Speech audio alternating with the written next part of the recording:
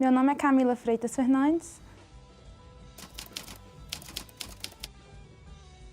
Minha hipótese é a análise de fibras alimentares em frutas e seus derivados, visando seu aproveitamento integral.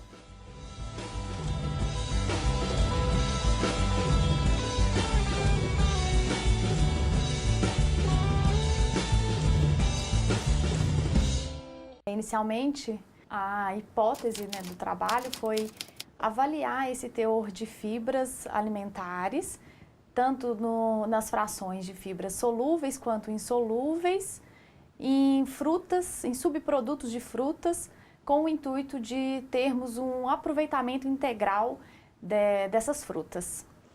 A Camila me procurou com o interesse de realizar um projeto de pesquisa e na área de química de alimentos, de análise de alimentos, composição, e assim eu dei a ideia de dar continuidade nessa avaliação do teor de fibras alimentares. Inicialmente a gente começou com a farinha do caroço de abacate, exatamente com o intuito da gente utilizar todas as partes que as frutas apresentam, incluindo o caroço, sementes.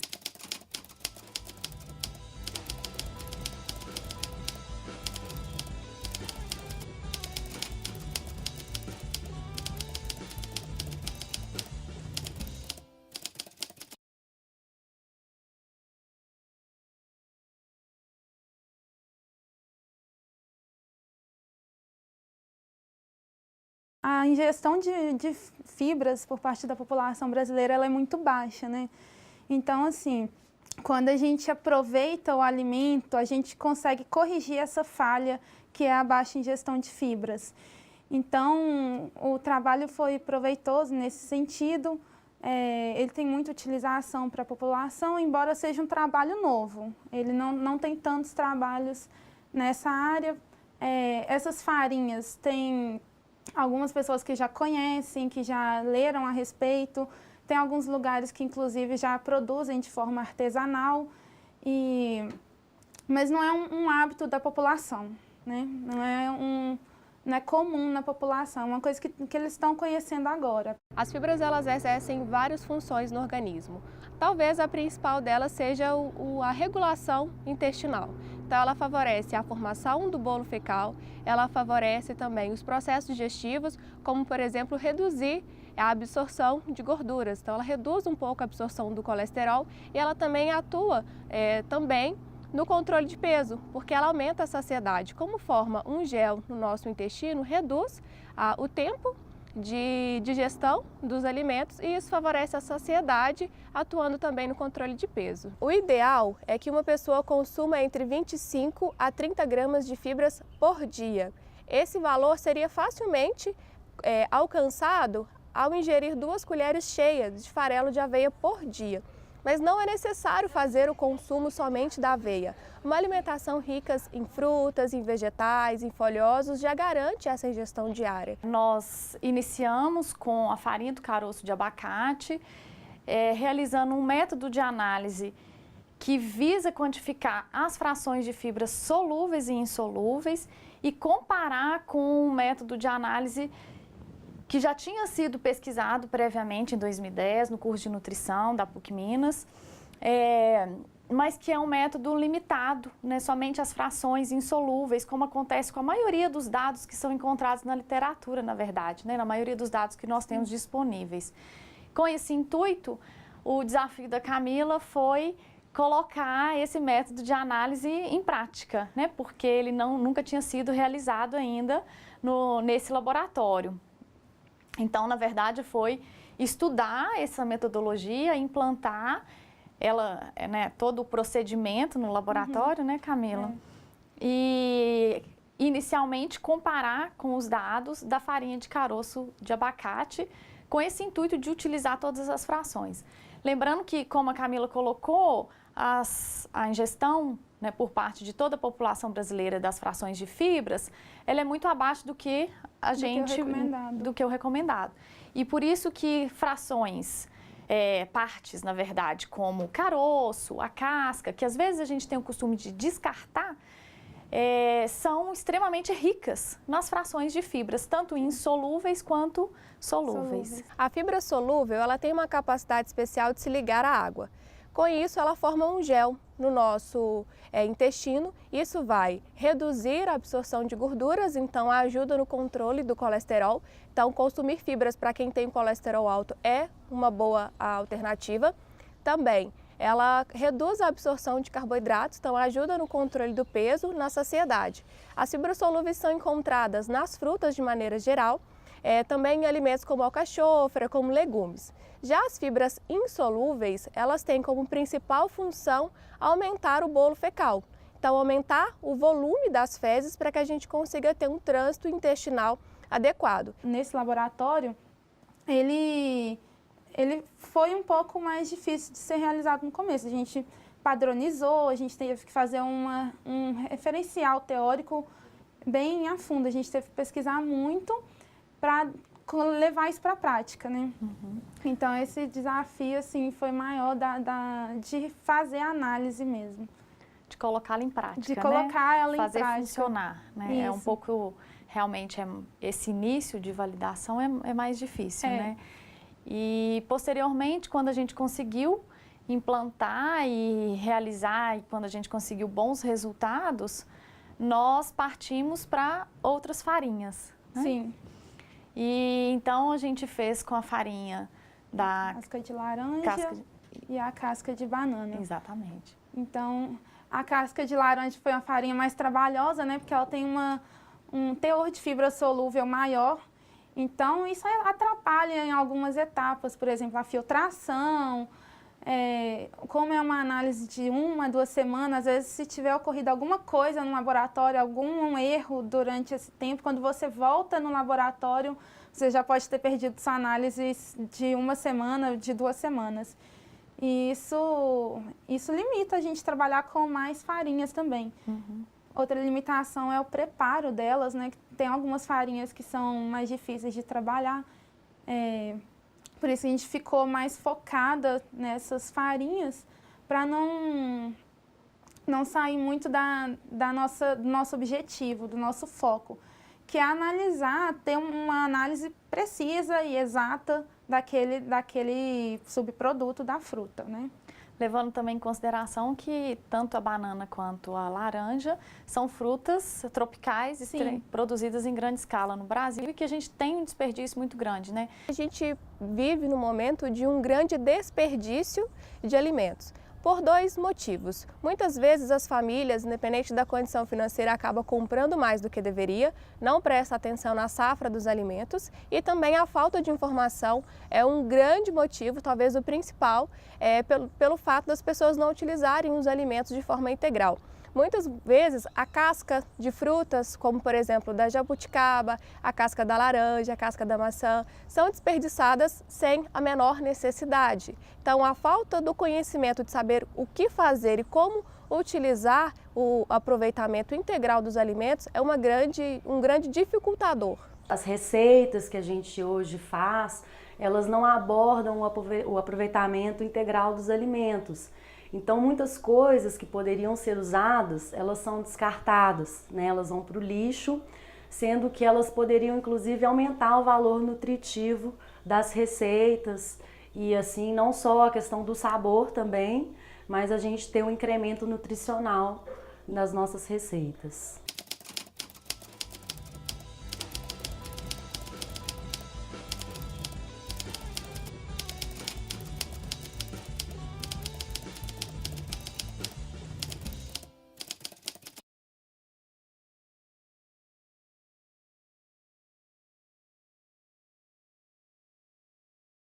O abacate também é um alimento que é muito aproveitado nas safras. Então, a gente tem que incentivar também que a população ela consuma os alimentos das safras, porque é um alimento mais natural, é um alimento mais rico em nutrientes. Quando ele está dentro dessa safra, ele está mais íntegro, assim, digamos assim, né? Por que nós escolhemos esse método que quantifica tanto as frações de fibras solúveis quanto insolúveis separadamente, né?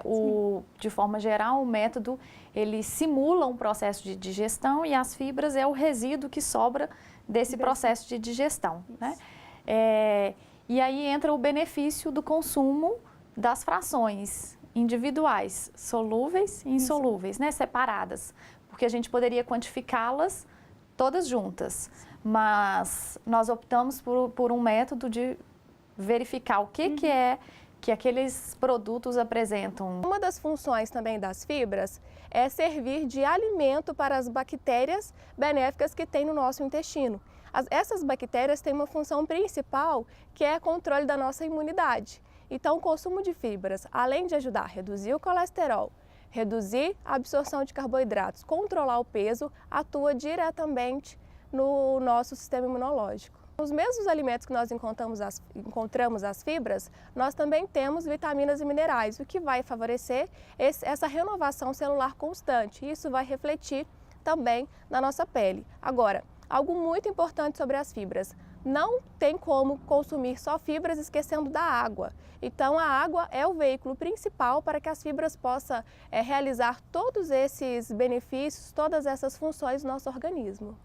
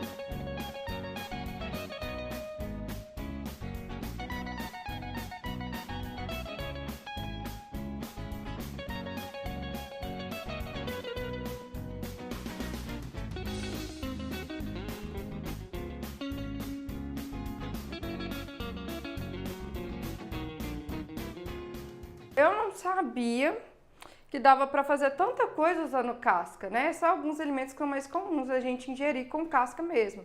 Mas agora, se o pessoal tivesse conhecimento e tudo mais, iria ter menos receio de usar, iria aprender a forma correta de lavar os alimentos. O benefício é que você consegue reduzir parte da farinha de trigo branca, processada, e aumentar uma farinha que é feita a partir do aproveitamento integral da fruta. Então, não quer dizer que você também vai utilizar partes que estão sendo... Você vai usar aquilo que, teoricamente, é o resto da fruta. Não, você usa ela na íntegra, inclusive essas partes que usualmente você não tem o hábito de consumir, mas que apresentam um valor nutricional adequado ainda, que a gente pode utilizá-las e que tem... E devemos utilizá-las. Exatamente. Nesses últimos 4 anos, realizei uma pesquisa pessoal, né, a partir do momento que eu comecei a me interessar pela cozinha mais natural e uma alimentação mais saudável. Eu encontrei várias coisas muito interessantes. Por exemplo, eu estudei e li alguns artigos que falam sobre o uso da semente do abacate, né, que a gente pode ralar ele e fazer tipo uma farinha. Ele não chega a ser uma farinha, ele fica um pouquinho mais grosso, a gente seca, é um processo de 2 dias que ele seca. E o caroço do abacate, ele tem muitos nutrientes, é bem interessante, assim. Uma outra coisa são as ramas da cenoura, que hoje a gente, no sacolão geralmente, né, o sacolão comum, a gente dificilmente encontra. Mas nas feiras orgânicas, os produtores já estão trazendo as cenouras com as ramas e existem estudos que estão mostrando que as ramas são tão nutritivas ou mais nutritivas do que a própria cenoura. E a gente pode usar as ramas num refogado, numa omelete, numa salada, né? As folhas da beterraba também são super nutritivas. E as sementes de alguns alimentos também, assim como do abacate, a gente tem a semente da abóbora. A semente da abóbora, antigamente, as nossas avós usavam ela como um vermífugo natural. Ela tem essa propriedade.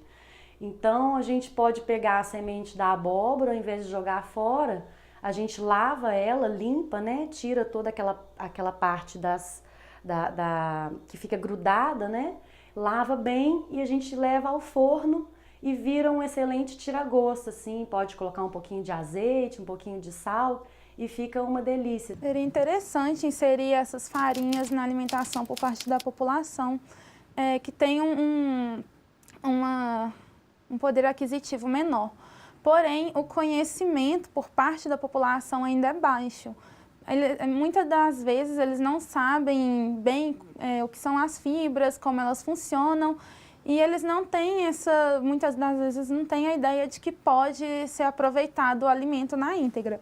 Eles podem fazer alguma preparação, por exemplo, com a casca da laranja, raspando a casca da laranja, mas eles não têm esse hábito. Todos os lugares em que a gente também tem levado esses resultados em congressos ou algum projeto de extensão, alguma relação direta com a população, ela vem sendo muito bem aceito exatamente porque é de fácil acesso, né? A população pode ter consciência de utilizar, né? A gente precisa de divulgar melhor, instruir melhor, mas todo mundo pode ter acesso a essas farinhas, pode fazer em casa, de forma caseira, e é isso que a gente também tem tentado estudar, né, agora, nesse ano. Como desenvolver essa farinha de forma mais rápida e caseira, artesanal, para que a população, independentemente de renda, possa usufruir dos benefícios que essas farinhas aparentemente, né, têm apresentado em valor nutricional, em aproveitamento integral dos alimentos, em redução de desperdício por parte de toda a população. Eu convivi numa ecovila durante alguns meses e lá eu aprendi sobre o processo de compostagem. E eu fiquei muito feliz porque é um sentimento, né, e para mim fez todo sentido, da gente dar continuidade do ciclo, né, da terra, ou seja, o que vem da terra volta para a terra. Então, aqui em casa, por exemplo, a gente pratica compostagem. Eu adquiri umas caixas de compostagem de uma composteira doméstica que utiliza minhocas. E então todos os resíduos orgânicos, né, então as cascas, as sementes, tudo aquilo que a gente não utiliza, ou até mesmo algum alimento que perde, né, as folhas que principalmente são mais sensíveis e às vezes ficam um pouco mais na geladeira e elas começam passam do ponto, né, não são mais adequadas para o consumo.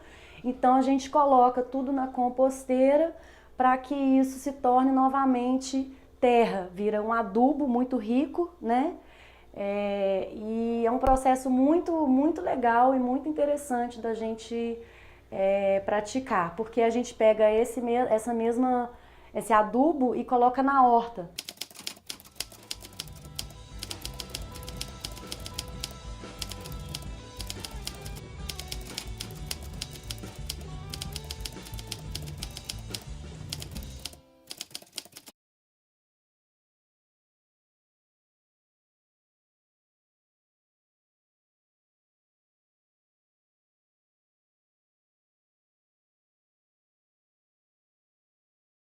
É uma pesquisa bem ampla, ela abrange desde um laboratório químico até um laboratório de técnica dietética e levar ainda isso no final para a população, para a gente ter o resultado de como eles estão aceitando esses produtos, essas preparações que levam essas farinhas, que levam esses produtos que não são aproveitados usualmente dos alimentos. Dentro, né, da sequência do desenvolvimento do projeto, a partir desses resultados, o que foi levantado ainda foi a importância de termos a análise não só das fibras, mas também de toda a composição centesimal, ou seja, de tudo que eu tenho ali de nutrientes nessas farinhas. E então esse é um projeto, né, que está em andamento ainda.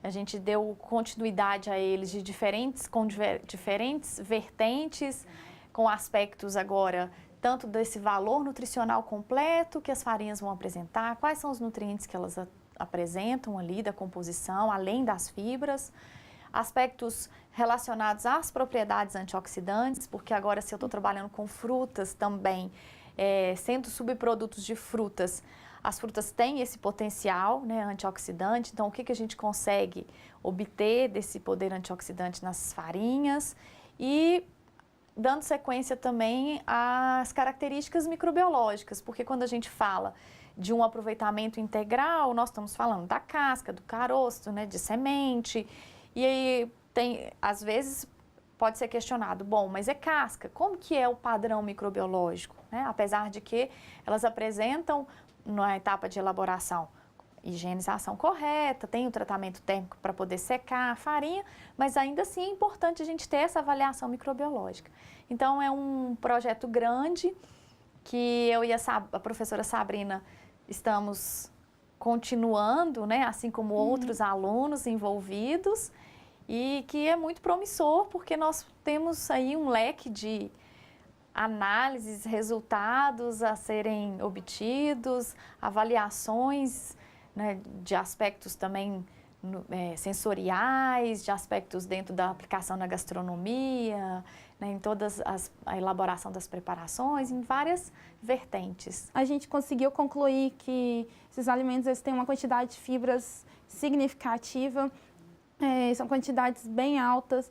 A farinha de abacate, por exemplo, do caroço de abacate, a gente viu que com essa análise, ela provou que tem uma quantidade a mais de fibra insolúvel que não foi provada anteriormente, porque essa análise é uma análise mais precisa, mais exata.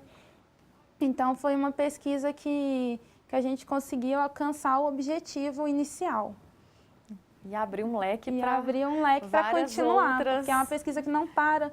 Muitos alimentos têm partes que já são utilizadas em preparações, mas a gente ainda não conhece a composição centesimal deles. Então, a gente pode entrar agora com essa composição centesimal. É uma pesquisa complementando a outra. Exatamente.